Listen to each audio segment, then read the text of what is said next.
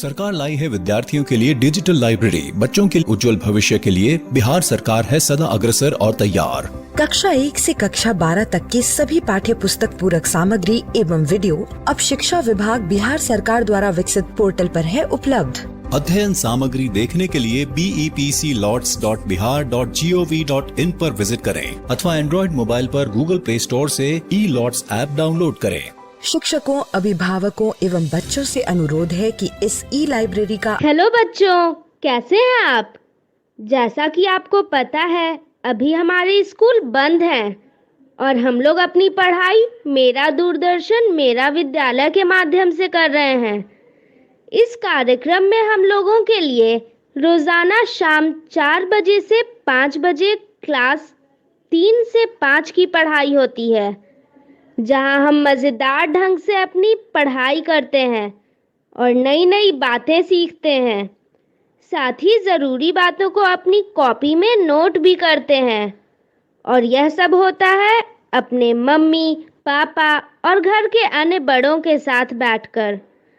तो तैयार है ना आज भी अपनी कॉपी और कलम के साथ?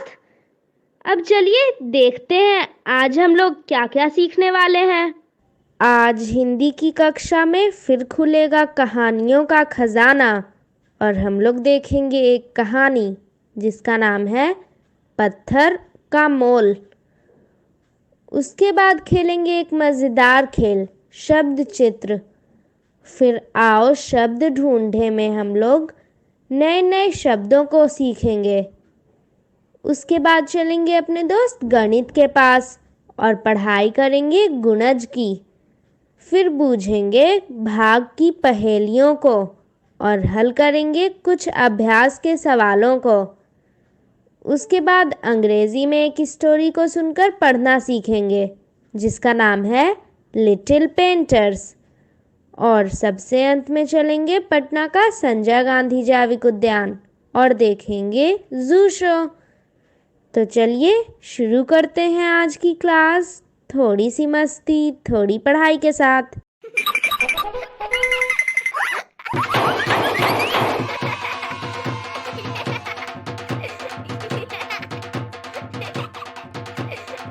हेलो दोस्तों, स्वागत है आपका हमारे टीवी शो में जिसका नाम है थोड़ी सी मस्ती थोड़ी पढ़ाई।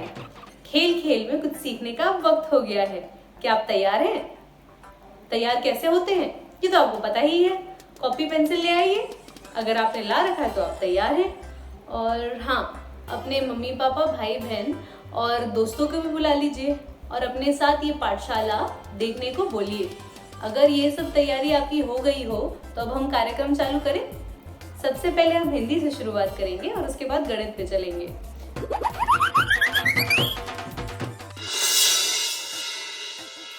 तो शुरू करते हैं हिंदी से। हिंदी में आप सबसे पहले एक कहानी सुनेंगे और उसके बाद कुछ नए खेल खेलेंगे। उसके बाद तो आपको पता ही है क्या होगा। उसके बाद हम गणित पे जाएंगे। कॉपी पेंसिल तैयार रखिए, कहानी बस शुरू हो रही है।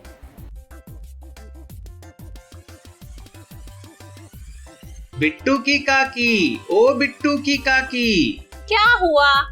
क्यों इतनी जोर जोर से चिल्ला रहे हैं? काकी, काका को कुछ जरूरी बात कहनी होगी, तभी तो आपको आवाज लगा रहे हैं। बिल्कुल सही बिट्टू। तो जल्दी से बताइए क्या बात करनी है? बात नहीं करनी, कुछ दिखाना है। क्या दिखाना है काका? यह देखो, आज जब मैं खेत से घर आ रहा था तो मुझे एक छल्ला मिला। वाह काका, सोने का है? पर किसका होगा? मैंने भी वहाँ आसपास के लोगों से पूछा पर किसी का नहीं था। लेकिन आपने मेरी बात का तो जवाब ही नहीं दिया। नहीं बिटिया, सोने का तो नहीं है। आप तो ऐसे बोल रहे हैं जैसे धातु की खूब पहचान है। हाँ हाँ, तो तुम ही बता दो सोने का है या नहीं। दिखाइए तो। मुझे तो लगता है सोने का है। काका, आपको क्या लगता है? मुझे तो पीतल का लगता है। और मुझे तो इस बारे में कुछ पता ही नहीं। क्यों न इसे सुनार को बेच दिया जाए? बेच तो देंगे, पर कहीं ऐसा ना हो कि हीरे को पत्थर के भाव बेच दें। मतलब काकी? हाँ हाँ भाग्यवान, बताओ तो आखिर क्या कहना चाहती हो? मैं जो कहना चाहती हूँ उसके लिए आपको सुनाती हूँ एक कहानी।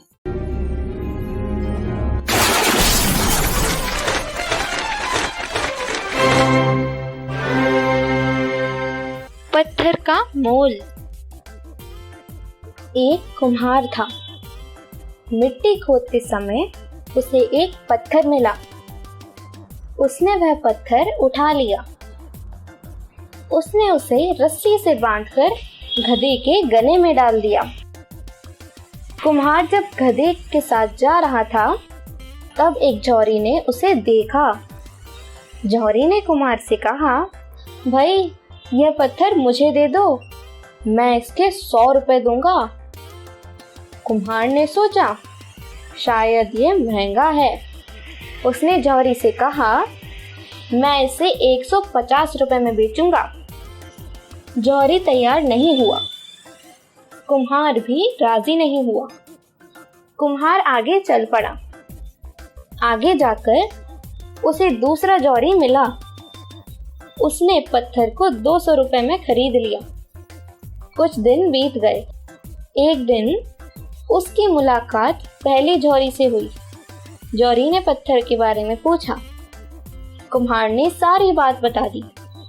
सारी बात सुनकर पहला जौहरी बोला, अरे मूर्ख, वह पत्थर नहीं हीरा था। तुमने हजारों का हीरा 200 रुपए में बेच दिया। कुम्हार ने कहा, मूर्ख मैं नहीं, आप हैं। आपने हीरा पहचान लिया था, फिर भी नहीं खरीदा। भाग्यवान, मैं अब समझ गया कि तुम क्या कहना चाहती थी। और काकी मैं भी।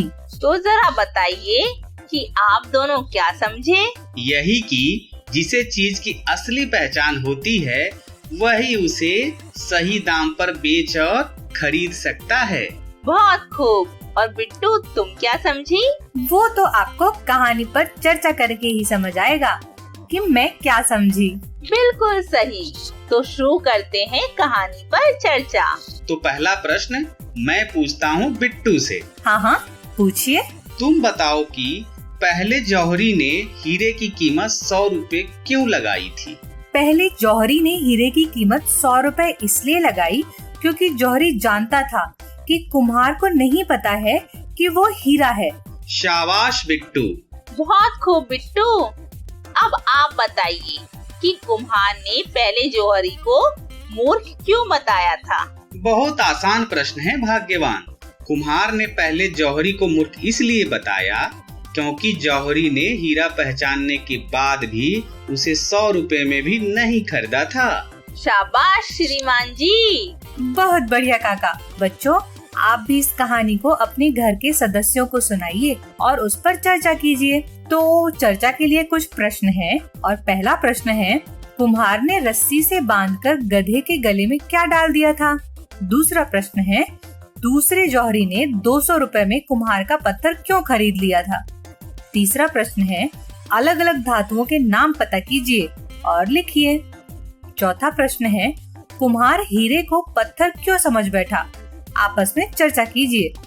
और पांचवा प्रश्न है, हीरे और पत्थर में क्या अंतर होता है? पता कीजिए। मजेदार कहानी के बाद मजेदार खेल हो जाए। बात तो सही कह रहे हैं। फिर खेल शुरू कीजिए। बिटिया, खेल खेलेंगे जरूर, पर तुम्हारी पसंद के। मतलब अब बिट्टू को भी अपना पिटारा खोलना पड़ेगा। ठीक है, शुरू करते हैं खेल। बिट्टू रुको, खेल का नाम तो बता दो। काका, खेल का नाम है शब्द चित्र। दोस्तों, शुरू करते हैं खेल जिसका नाम है शब्द चित्र। इस खेल में हमें कुछ चित्र दिखाई जाएंगे। बस उन चित्रों को हमें पहचानना है और सही शब्द चुनना है। तो चलिए शुरू करते हैं खेल। यह क्या है? Black board. Black board. यह है अलमारी, अखबार, कैलेंडर, किताबें, पंखा। Black board. अखबार। यह है अखबार। अरे वाह, यह तो कुर्सी है। दवात। और दवात लिखा हुआ है कहाँ? सबसे नीचे लिखा हुआ है दवात। ट्यूबलाइट। वह है ट्यूबलाइट। ट्यूबलाइट। कुर्सी के नीचे लिखा हुआ है ट्यूबलाइट। पंखा। ब्लैक बोर्ड के ऊपर लिखा हुआ है पंखा। अलमारी। सबसे ऊपर लिखा हुआ है अलमारी। टेलीविजन। दावत के ऊपर और ट्यूबलाइट के नीचे लिखा है टेलीविजन। कैलेंडर। अखबार शब्द के नीचे लिखा हुआ है कैलेंडर। किताबें। अरे वाह, माली। लड़की, अंकल, फव्वारा, गेंद, अखबार, पेड़, माली। फव्वारा, यह तो हमने अभी पढ़ा था।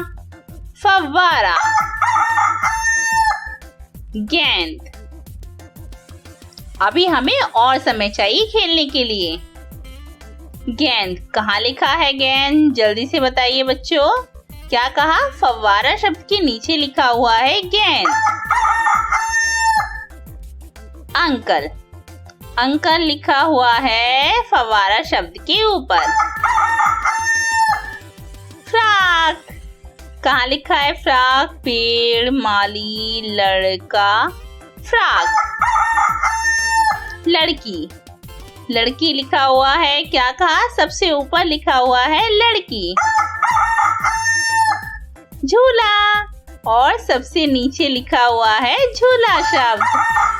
अरे वाह, अंकल के हाथ में है अखबार और वो पढ़ रहे हैं अखबार। अखबार लिखा हुआ है गेंद शब्द के नीचे। लड़का। लड़का लिखा है माली शब्द के नीचे और फ्रॉक शब्द के ऊपर। पेड़। अरे वाह, यह क्या है? तकिया। तकिया। केतली है यह तो। और केतली कहाँ लिखा हुआ है? समोसे, चाबी, केतली। पतंग। वह तो पतंग है। और पतंग कहाँ लिखा हुआ है बच्चों? क्या कहा? सबसे नीचे लिखा हुआ है पतंग। लीजिए, अभी तो हमें और समय चाहिए खेलने के लिए। समोसे। यह लिखा है समोसे। यह क्या है? क्या कहा? अंगीठी। अंगीठी है। तो अब जल्दी से यह भी बता दीजिए कि अंगीठी कहाँ लिखा हुआ है? क्या कहा? मटका शब्द के नीचे लिखा है अंगीठी और वह है मटका। चाबी। चाबी कहाँ लिखा है? समोसे शब्द के नीचे। बिल्ली। और बिल्ली लिखा है मटका शब्द के ऊपर। गुब्बारा। गुब्बारा लिखा है ये है। कैलेंडर। यह क्या है? यह तो कप है। कप। यह है पेंसिल। पेंसिल कहाँ लिखा है? कप के नीचे लिखा है किताब, पेंसिल। कुत्ता। कुत्ता कहाँ लिखा है? कैंची, कुत्ता। यह क्या है? टोपी। गुब्बारा। यह लिखा कुत्ता शब्द के नीचे। किताब। कप शब्द के नीचे लिखा है किताब। चश्मा। बिल्ली। चश्मा शब्द के नीचे लिखा है बिल्ली। अभी हमें और समय चाहिए खेलने के लिए। ये तो बैग है और यह है कैंची। यह क्या है? बंदर। यह है बंदर और बंदर लिखा हुआ है कहाँ? यह रहा बंदर। यह क्या है? यह है गाय और गाय कहाँ लिखा हुआ है? गाय। रेडियो। रेडियो लिखा हुआ है गाय शब्द के ऊपर और बंदर शब्द के नीचे। यह तो बैट है। बैट लिखा है बैट। कुत्ता। यह है बिल्ली। नहीं, अब हमें और समय नहीं चाहिए। इस खेल को खेलने में खूब मजा आया और हमें बहुत सारी चीजों का पता भी चला। हाँ, आपने मेरा बहुत साथ भी दिया। तो मेरे साथ खेलने के लिए, खूब सारा मजा करने के लिए आप सभी का बहुत बहुत धन्यवाद। बिटिया, तुम्हारी पसंद का जवाब नहीं। बिल्कुल, खूब मजा आया। हाँ, मुझे यह खेल बहुत पसंद आया। ऐसा क्यों? काकी, चित्र को देखकर उसका नाम ढूंढना होता है और मुझे ढूंढने में तो मजा आता ही है। जब शब्द ढूंढने में तुम्हें मजा आता है तो एक और खेल शब्द ढूंढने का खेलते हैं। अरे वाह! तो देर मत कीजिए और खेल शुरू कीजिए। तो शुरू करते हैं खेल। आओ शब्द ढूंढे। वाह, मजा आएगा। दोस्तों, शुरू करते हैं खेल जिसका नाम है आओ शब्द ढूंढे। चलिए खेलते हैं इस खेल को। गायक। गायक, हमें ढूंढना है गायक। यह दरवाजे पर लिखा है पीतल, दीवार पर लिखा है कंबल, कागज। गायक, कूड़ेदान पर लिखा है गायक। Right answer. दावत। दावत, हमें ढूंढना है दावत। जल्दी से बताइए कहाँ लिखा है दावत? क्या कहा? दावत लिखा है यहाँ। दावत। Right answer. कमीज। कमीज, हमें ढूंढना है कमीज। यहाँ लिखा है मरीज, दीवार पर लिखा है शिक्षक। कमीज, यहाँ लिखा है फाटक पर कमीज। Right answer. बाहर। बाहर, बाहर लिखा है, क्या कहा? दीवार पर लिखा है बाहर। Right answer. पेन।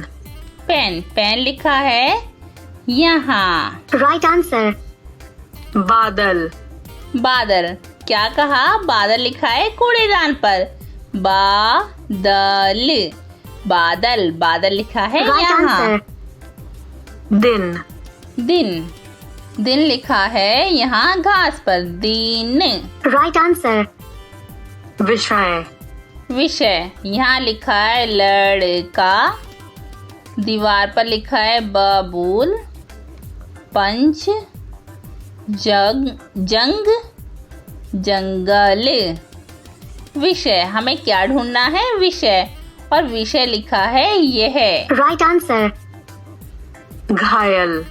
घायल, यह लिखा है चावल, सेहत, टिकट, चतुर।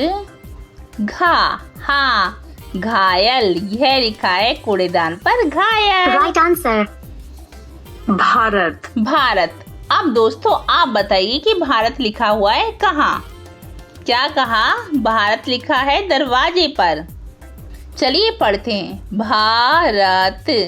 अरे वाह, ये तो भारत लिखा है और हमें ढूंढना भी है भारत। Right answer. थकान। थकान, कहाँ लिखा है थकान? क्या कहा? दीवार पर लिखा हुआ है थकान। Right answer. घड़ी। घड़ी, घड़ी, दरवाजे पर लिखा है घड़ी। Right answer. सूरज। सूरज, सूरज, यह लिखा है कचरा, जंग, ककड़ी, चंचल, दवा। सूरज, यह लिखा है सूरज घास पर। Right answer. पंच। पंच, यह लिखा है धमकी। पंच, दीवार पर लिखा है, बिल्कुल सही कहा आपने, दीवार पर लिखा है पंच। Right answer. नौकर। नौकर, जंगल, धरती, जीवन, नौकर। कूड़ेदान पर लिखा है राइट नौकर। आंसर। पगड़ी। कहाँ लिखा है बच्चों पगड़ी? जल्दी से चलिए, आप और हम दोनों मिलकर पढ़ते हैं और ढूंढते हैं। यह लिखा है तबला, जंग, पगड़ी। हाँ, मिल गया शब्द पगड़ी और हमें ढूंढना है पगड़ी। Right answer. बबूल। बबूल, यह लिखा है कार, दीवार पर लिखा है खाट, ककड़ी। कूड़ेदान पर लिखा है दवा। क्या कहा? घास पर लिखा है बबूल। अरे वाह, आपने तो मुझसे पहले पढ़ लिया। बबूल। Right answer. नकली। नकली। अब हमें ढूंढना है नकली। यहाँ लिखा है कंकड़, नकली। दीवार पर लिखा है नकली। Right answer. खाद। खाद। यह लिखा है पक्षी। क्या कहा? यह लिखा है खाद। खाद। Right answer. खाट। चलिए पढ़ते हैं और ढूंढते हैं खाट शब्द को। पीपल, कमरा, पतला, खाट। मिल गया। कूड़ेदान पर लिखा है खाट। Right answer. गेम हो गया ओवर। बिट्टू और बिट्टू की काकी, कैसा लगा यह खेल? शानदार। शब्द ढूंढने में तो खूब मजा आया। सही उत्तर चुनने में क्या सुनाई दे रहा था? अरे भाग्यवान, सही उत्तर चुनने पर सुनाई दे रहा था राइट आंसर। और उसका मतलब था सही जवाब। मतलब हिंदी के साथ साथ अंग्रेजी भी सीखने को मिली। हाँ काकी। बच्चों, आप भी मनपसंद शब्दों की सूची बनाइए और उनसे वाक्य बनाकर घर के सदस्यों को दिखाइए।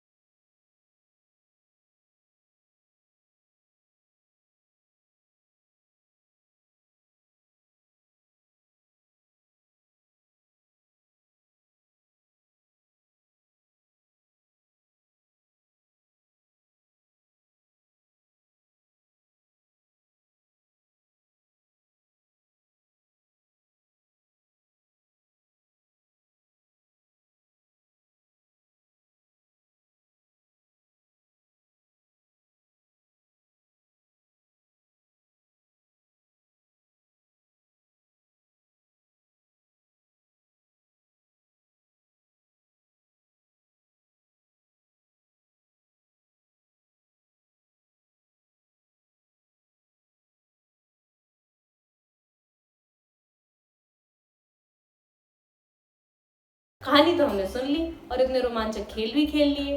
अब वक्त हो गया गणित सीखने का। आसान गणित खेल खेल में सीखेंगे, चिंता मत करिए। बिल्कुल पता भी नहीं चलेगा कब वक्त गुजर गया। कॉपी पेंसिल लेकर गणित के सवाल लिखने के लिए तैयार हो जाइए। गुणज भाग 2। आओ गुणज के बारे में और जानें। हम जानते हैं कि 15 3 और 5 का गुणनफल है। 15 को हम 3 गुणा 5 भी लिख सकते हैं और 15 को 1 गुना 15 भी लिखा जा सकता है। अतः 15 गुणज है 1, 3, 5 और 15 का। या दूसरे शब्दों में आप कह सकते हैं कि 15 1 के पहाड़े में आता है और यही 15 3 के पहाड़े में आता है, 5 के पहाड़े में आता है और 15 15 के पहाड़े में भी आता है। यही कारण है कि हम 15 को 1, 3, 5 और 15 का गुणज कहते हैं। जैसे कि मैंने अभी कहा कि 15 1 के पहाड़े में आता है, लेकिन ऐसी बहुत सारी संख्याएं हैं जो 1 के पहाड़े में आती हैं। क्या 7 1 के पहाड़े में आता है? हाँ। और क्या 20 1 के पहाड़े में आता है? हाँ। क्या 10 1 के पहाड़े में है? हाँ। अगर आप ध्यान से सोचें तो आप देखेंगे कि प्रत्येक संख्या 1 के पहाड़े में है। इसका मतलब है कि प्रत्येक संख्या 1 का गुणज है।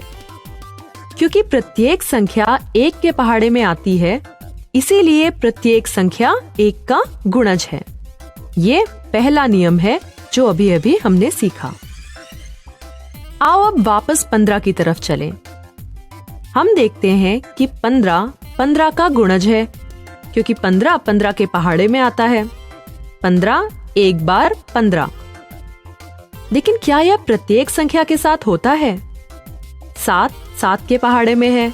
7 एक बार 7। 12 12 के पहाड़े में है। 12 एक बार 12।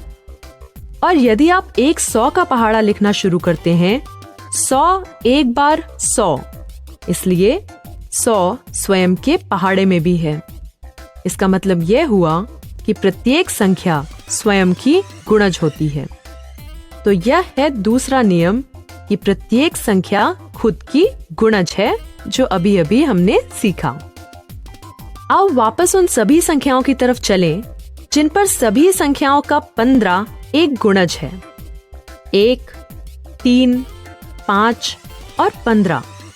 आप देख सकते हैं कि 3 और 5 15 से छोटे हैं और 15 15 के बराबर। तो हम कह सकते हैं कि एक संख्या के गुणज उस संख्या के बराबर या उससे बड़े होते हैं। इस स्थिति में 15 15 के बराबर है और यह 1, 3 और 5 से बड़ा है। क्योंकि किसी संख्या का गुणज वह संख्या है जो उस संख्या के पहाड़े में आती है, वह कभी भी उस संख्या से छोटी नहीं हो सकती। वह संख्या या तो दी गई संख्या के बराबर या उससे बड़ी हो सकती है। उदाहरण के लिए यदि आप देखें, 3 के सभी गुणज 3, 6 और 9 या तो 3 के बराबर हैं या 3 से बड़े। 3 से छोटी संख्या 3 के पहाड़े में कभी नहीं होगी। अब जो कुछ भी हमने गुणज के बारे में सीखा, क्या उसका उपयोग हम ये बताने के लिए कर सकते हैं कि दी गई संख्या सम है या विषम? गुणज हमें सम संख्या और विषम संख्या बताने के लिए मदद कर सकते हैं। आओ देखें कैसे। आप देख सकते हैं कि सभी सम संख्याएं 2 की गुणज होती हैं। इसका मतलब है कि सभी सम संख्याएं 2 से विभाज्य हैं या फिर वो 2 के पहाड़े में आती हैं। इसलिए वो संख्याएं जो 2 के गुणज हैं सम संख्याएं होती हैं और वो संख्याएं जो 2 के गुणज नहीं हैं वो विषम संख्याएं होती हैं।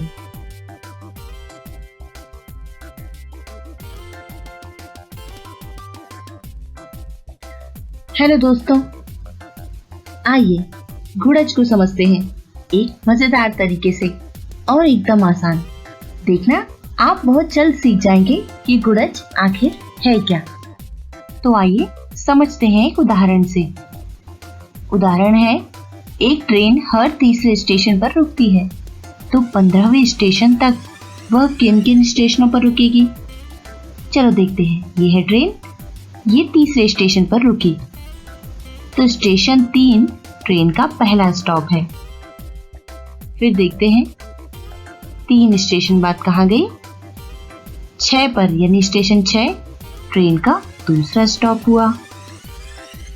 और फिर ट्रेन आई और फिर से रुकी, तो स्टेशन 9 क्या है? स्टेशन 9 ट्रेन का तीसरा स्टॉप है। और अब स्टेशन 12, तो स्टेशन 12 ट्रेन का चौथा स्टॉप है। और 15 स्टेशन 15 ट्रेन का 5वां स्टॉप। ट्रेन हर तीसरे स्टेशन पर रुकती है, तो 15वें तक वह 3, 6, 9, 12 और 15 इन स्टेशनों पर रुकेगी। तो हमने क्या समझा कि 3 गुना कोई भी संख्या बराबर 3 का गुणज। इस तरह हम 3 के बहुत सारे गुणज ज्ञात कर सकते हैं। कैसे? देखो, 3 गुना 1 बराबर 3, या 3 गुना 2 बराबर 6, यानी 3 का गुना 6 3 और 6, 3 गुना 3 बराबर 9, 3 गुना 4 बराबर 12, 3 गुना 5 15, 3 गुना 6 18, 3 गुना 7 21, 3 गुना 8 यह है 24, और 3 गुना 9 बराबर 27, और 3 गुना 10 बराबर 30, यानी 3 के गुणज हैं 3, 6, 9 इत्यादि। तो 4 के गुणज क्या होंगे? जैसे हमने 3 के गुणज ज्ञात किए, हम 4 के गुणज भी निकाल सकते हैं। देखिए 4 गुना 1 बराबर 4, 4 गुना 2 बराबर 8, 4 गुना 3 बराबर 12, 4 गुना 4 बराबर 16, 4 गुना 5 बराबर 20, 4 गुना 6 बराबर 24, 4 गुना 7 बराबर 28, 4 गुना 8 बराबर 32, और 4 गुना 9 यह बराबर है 36 के। 4 गुना 10 बराबर है 40, यानी 4 के गुणज हुए 4, 8, 12 इत्यादि। हर छठे स्टेशन पर रुकने वाली गाड़ी कौन कौन से स्टेशनों पर रुकेगी, अब इसे बताओ। ये गई गाड़ी छठे स्टेशन पर रुकी है, तो स्टेशन नंबर 6 गाड़ी का पहला स्टॉप हुआ, यानी हमें 6 के गुणज निकालने हैं। आइए निकालते हैं। अब देखते हैं 6 के गुणज क्या होंगे। 6 गुना 1 बराबर 6, 6 गुना 2 बराबर 12, 6 गुना 3 बराबर 18, 6 गुना 4 बराबर 24, 6 गुना 5 30, 6 गुना 6 36, 6 गुना 7 बराबर 42, 6 गुना 8 48, 6 गुना 9 बराबर 54, और 6 गुना 10 बराबर 60, यानी 6 के गुणज हैं 6, 12, 18 इत्यादि। दोस्तों, आप भी गुणज निकालिए और पढ़ते रहिए। फिर मिलेंगे, बाय बाय।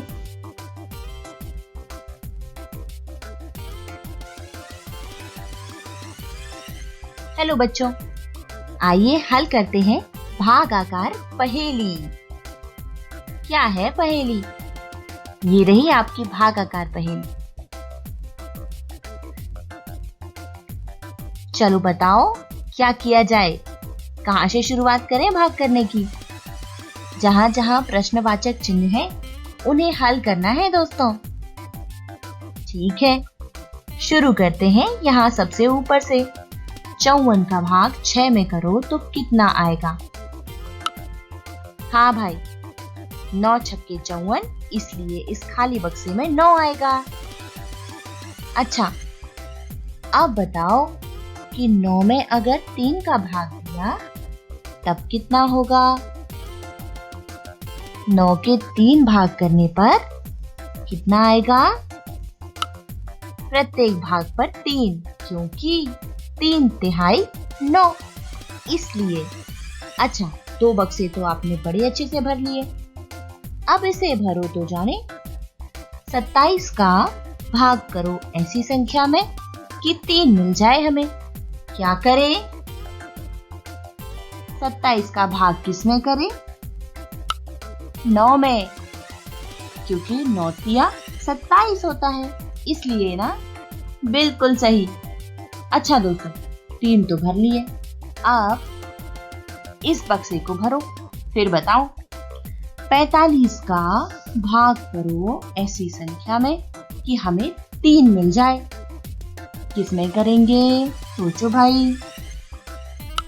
क्योंकि 15 तिया 45 होते हैं, इसलिए इस खाली बक्से पे 15 ही आएगा। बिल्कुल ठीक।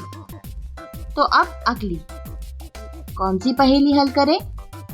चलो इसे हल करते हैं।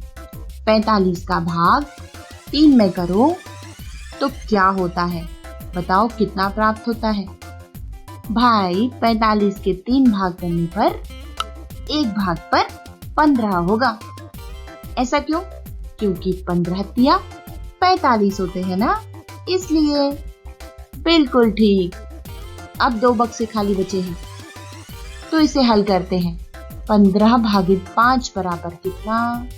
तो भाई 5 तिया 15, इसलिए खाली बक्से पे 3 आया। ठीक है, अब इसे हल करो। 3 का भाग 3 में 2, ये तो बहुत आसान है। जब 3 का भाग 3 में करेंगे तो हमें 1 मिलेगा, क्योंकि 3 एकम 3 होता है। पहली पहेली तो हमने हल कर ली बहुत अच्छे से। चलो अब भाग आकार पहेली नंबर 2 हल करते हैं। ये रही पहेली, इसे हल करो तो जाने। इस बार थोड़ा जल्दी। शुरुआत करते हैं सबसे ऊपर वाली पंक्ति से। 80 का भाग 5 में 2 कितना आएगा? जल्दी सोचो। बिल्कुल ठीक, 16, क्योंकि 16 पंचे 80 होते हैं। अच्छा, और 16 का भाग 8 में करो तब कितना होता है?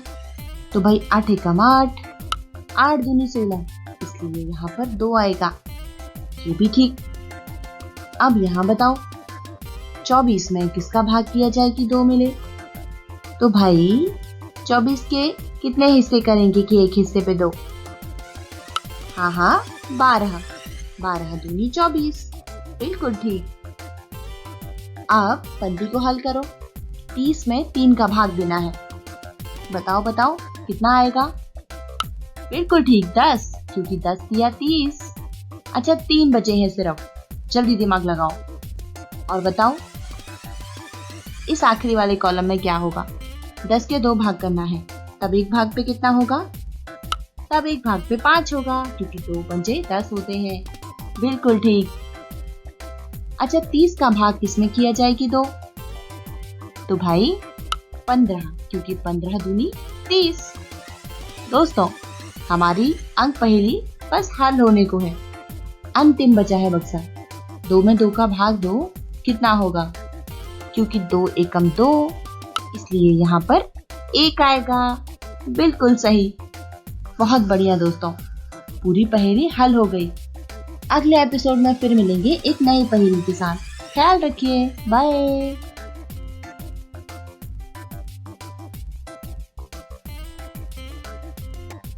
अभ्यास के लिए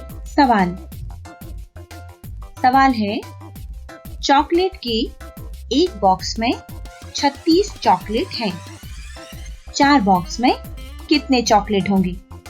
एक बॉक्स में 36 हैं, तो इसी तरह के अगर 4 बॉक्स हैं तो उनमें कुल कितने चॉकलेट होंगे?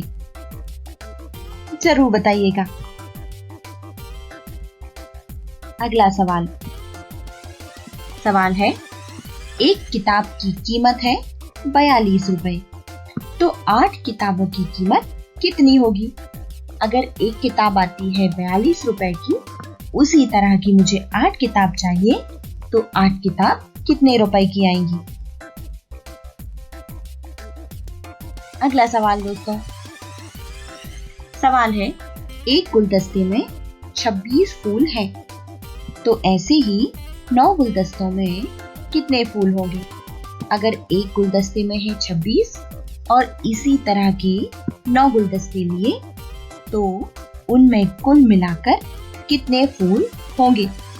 जरा दिमाग लगाओ।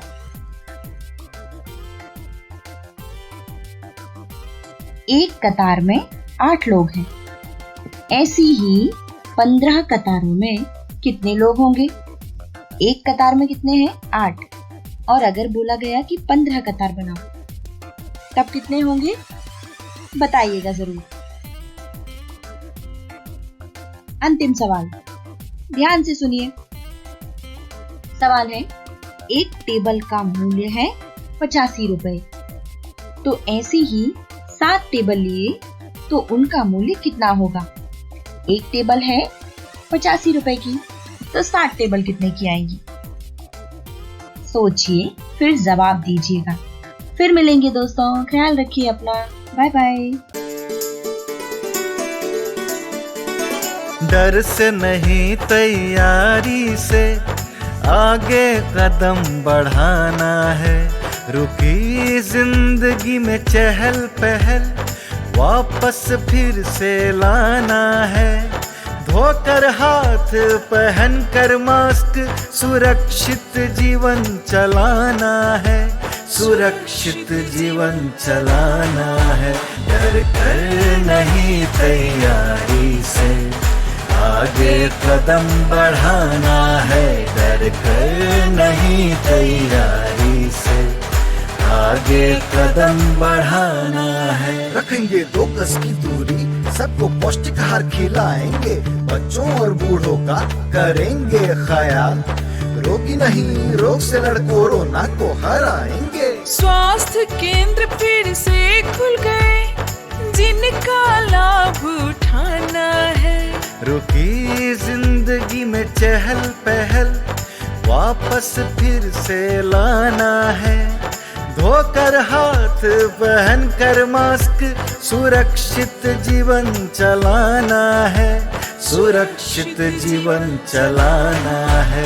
डर कर नहीं, तैयारी से आगे कदम बढ़ाना है। डर कर नहीं, तैयारी से आगे कदम बढ़ाना है।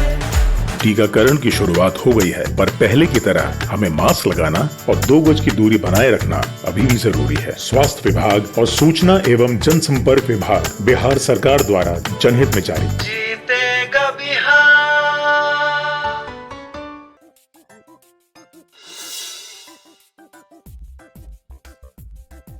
चलो दोस्तों, आज एक नई कहानी सुनते और देखते हैं।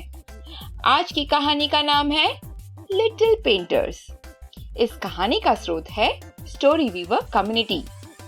इस कहानी की लेखिका है चेरिल राव और इस कहानी की चित्रकार है तन्वी भट्ट।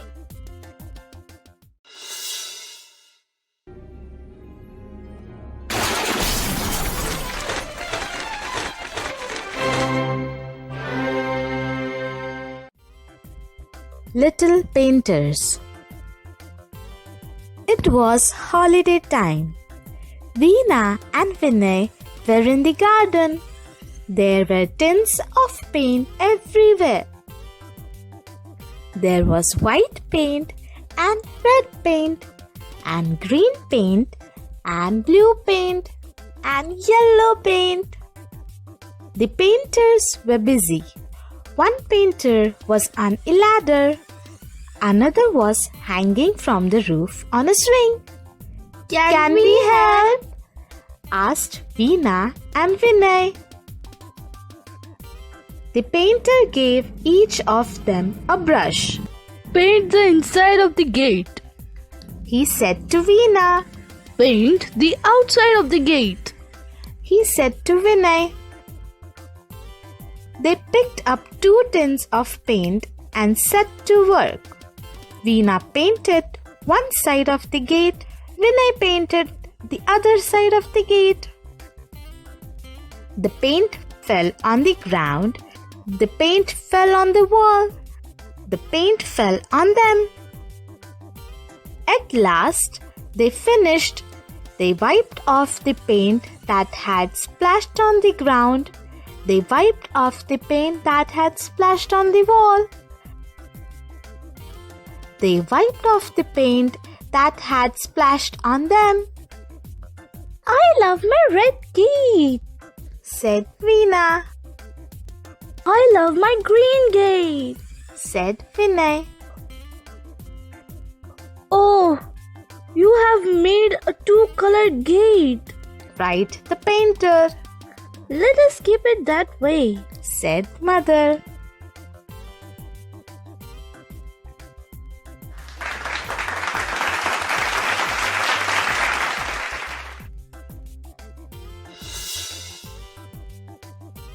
अरे वाह, कहानी तो छोटे पेंटर्स के बारे में है।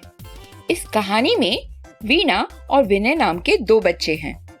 वे बच्चे पेंटर्स की मदद करने की ठान लेते हैं और पेंटर्स भी बेझिझक उनको गेट पेंट करने देते हैं। लेकिन बच्चे अपना पसंदीदा रंग गेट पर लगा देते हैं। एक तरफ से गेट रेड कलर पेंट हो जाता है और दूसरी तरफ से ग्रीन कलर में। पेंटर्स को तब लगता है कि बच्चों ने उनका काम बढ़ा दिया, लेकिन बच्चों की माँ को गेट वैसे ही अच्छा लगता है। यह सुनकर बच्चे बहुत खुश हो जाते हैं। चलिए तो फिर हम भी अपना अपना पसंदीदा रंग गेट पर लगाते हैं।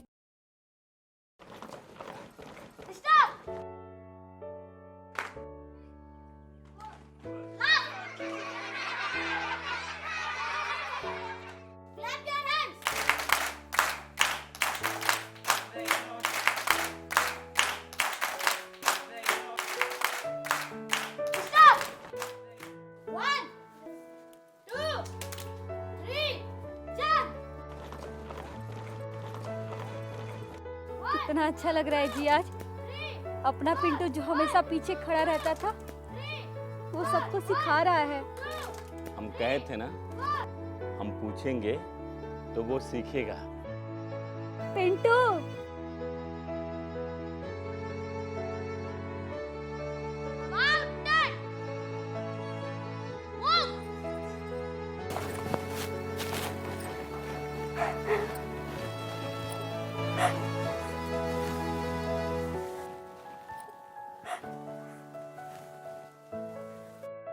बात की बात ये है कि बच्चे हमारे हैं तो ध्यान भी हमें ही देना होगा। हमने तो सीख लिया, अब आपकी बारी है। आइए हम मिलकर अपने बच्चों के भविष्य को एक नई उड़ान दें। आज हम पूछेंगे तो कल ये सीखेंगे। तो बच्चों, जैसा कि मैंने पहले ही बताया था कि आज हम लोग शुरू करेंगे जू शो। तो चलिए शुरू करते हैं।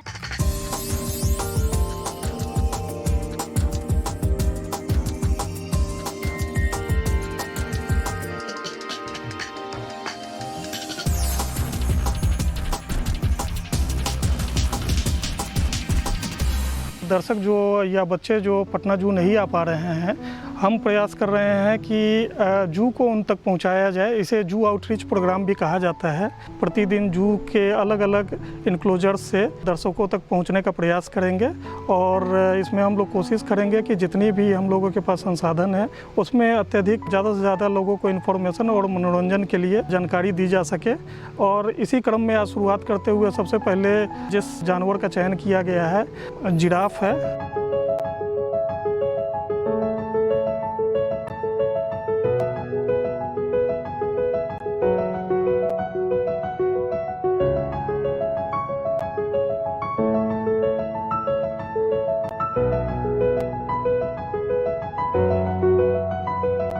जिराफ के भी ब्रीडिंग में हम काफ़ी तेज़ी से आगे आ रहे हैं और अभी वर्तमान में इंडिया के लगभग 155 जू में हमारा स्थान तीसरे स्तर पे है। विगत साल भी एक जिराफ के बच्चे का जन्म हुआ था, इस साल भी एक जिराफ के बच्चे का जन्म हुआ है और इनकी संख्या बढ़ के 6 हो गई है।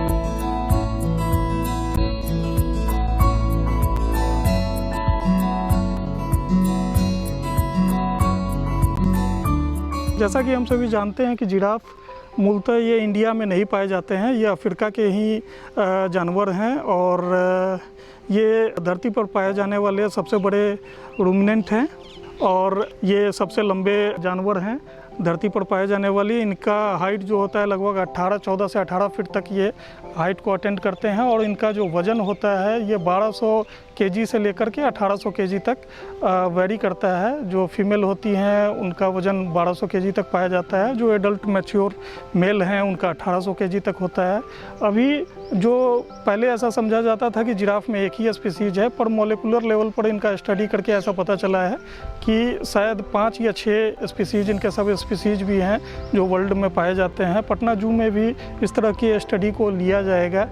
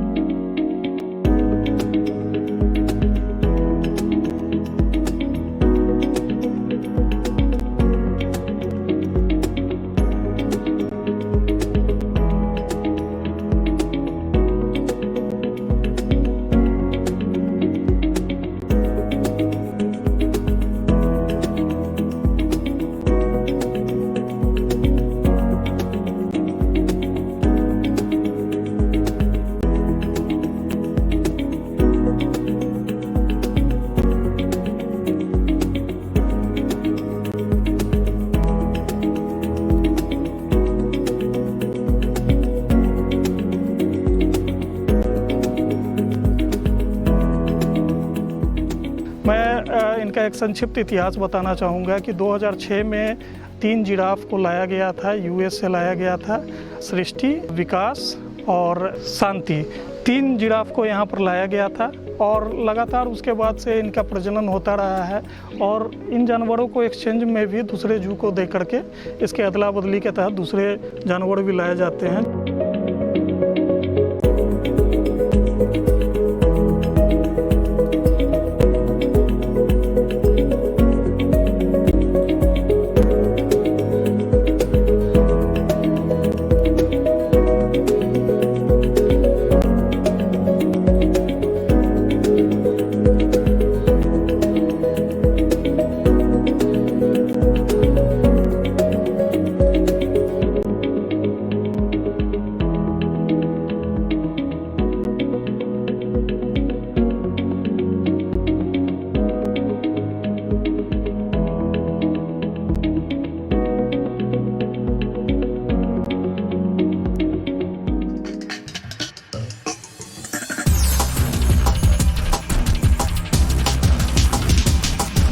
तो आशा करती हूँ बच्चों आज के एपिसोड में आपने जरूर कुछ नया सीखा होगा। तो घर पर रहें, पढ़ते रहें, बढ़ते रहें। मिलते हैं अगले एपिसोड में। बाय बाय बच्चों।